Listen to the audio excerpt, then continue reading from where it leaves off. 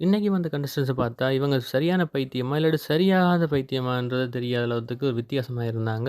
So, இன்றைக்கு நடந்ததிலேயே முக்கியமான சில பேர பத்தி வந்து ப்ரமோஸ் ஆவிட்டுருந்தாங்க. அதில வந்துட்டு ஐஸ்வர்யா, அபிநயா இவங்க 2 பேரோட ப்ரோமோ வந்துட்டு எனக்கு வந்து கொஞ்சம் அட்ராக்டிவா இருந்துச்சு. அதில என்ன நடந்திருக்குன்னா, ஐஸ்வர்யா வந்து சொல்றாங்க, தான் வந்து வுமன் சேஃப்டிக்கா வந்திருக்கேன்ட்டு. அபிநயா வந்து சொல்றாங்க, தான் வந்துட்டு பப்ளிக் சேஃப்டிக்கா வந்திருக்கிறேன்ட்டு.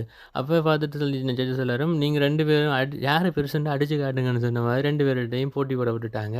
ஸோ, இத பார்க்க எனக்கே சிரிப்பா இருந்துச்சு. இவங்க வந்துட்டு பிக் பாஸ் ஷோவுக்கு மெயினா வந்ததே எல்லாருமே வர நார்மலாவே ஃபேம், மணி அதுகளுக்காக தான். ஆனா, அவங்க வந்து சொல்ற காரணங்கள் கேட்கும்போது சிரிப்பா இருக்கு.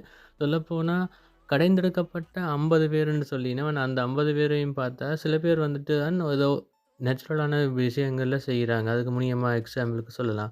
ஆனா பல பேர் வந்துட்டு என்னன்னா, ஏதோ தாங்கள் கான்ட்ரோவர்சி கிரியேட் பண்ற மாதிரி தாங்கள் வந்துட்டு இருக்கிற அந்த ஏற்கனவே ஃபேம் இருக்கிறவங்க வந்துட்டு ஒரு ஷோவுக்கு வந்து அவங்க வந்துட்டு ஒரு அட்டென்ஷன பெறுறதுக்காக செய்ற மாதிரி, இவங்க எல்லாருமே தாங்க வந்ததுக்கான ரீசன் வந்துட்டு ஒரு அட்டென்ஷன் பெறுறதுக்காக அப்படி அவங்க வந்து செய்றதா இருக்குது. ஸோ, உங்களுக்கு இந்த ஐஸ்வர்யா, அபிநயா இவங்கள்ல யார் உள்ள வரணும்னு ஆசைப்படுறீங்கன்ற கமெண்ட்ல சொல்லுங்க. பிக் பாஸ் கமெண்ட் மெம்பர் ஷோவ பத்தி உங்களுடைய கருத்துக்கள பதிவில சொல்லுங்க.